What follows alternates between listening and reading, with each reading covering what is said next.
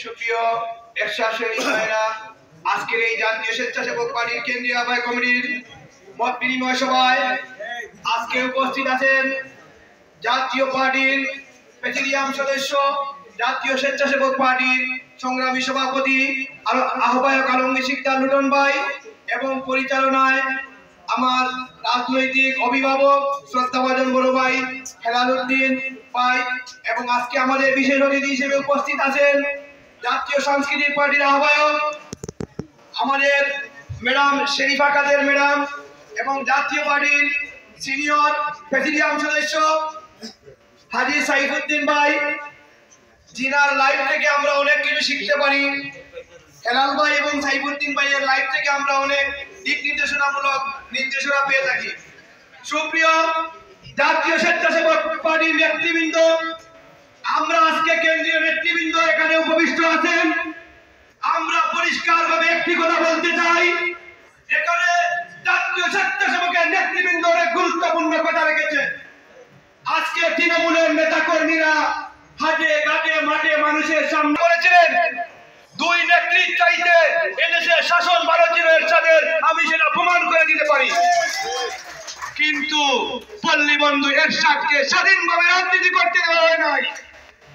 এই বর্তমান দালাল পাটপার কুলাঙ্গাররা জিএম কাদেরকেও স্বাধীনভাবে রাজনীতি করতে দেয় নাই। আর এই কেন্দ্রের কিছু ভুল সিদ্ধান্তের কারণে আমরা তৃণমূলের কর্মীরা মাঠে মানুষের কাছে প্রশ্নবিদ্ধ। সংগ্রামী ভাই বন্ধুরা আমার, আশা করি জাতীয় পার্টি এখন জিএম কাদেরের নেতৃত্বে একটি সুষ্ঠু রাজনীতি দাঁড়ায় যাবে। জিএম কাদের ঘোষণা দিয়েছেন জনগণের রাজনীতি করা হবে এবং জাতীয় পার্টির যে সকল নেতা কর্মীরা রাজপথে থাকবে তাদেরকে জাতীয় পার্টিতে মূল্যায়ন করা হবে। আমি আমার সিলেট জেলার সাংগঠনিক কার্যক্রম নিয়ে কিছু কথা বলতে চাই। সিনিয়র নেতৃবৃন্দের কাছ থেকে আমরা গুরুত্বপূর্ণ দিক নির্দেশনামূলক বক্তব্য শুনব।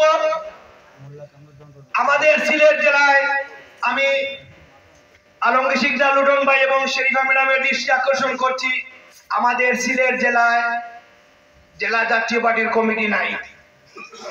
আমাদের সিলেট জেলা মহানগর জাতীয় পার্টির কমিটি নাই।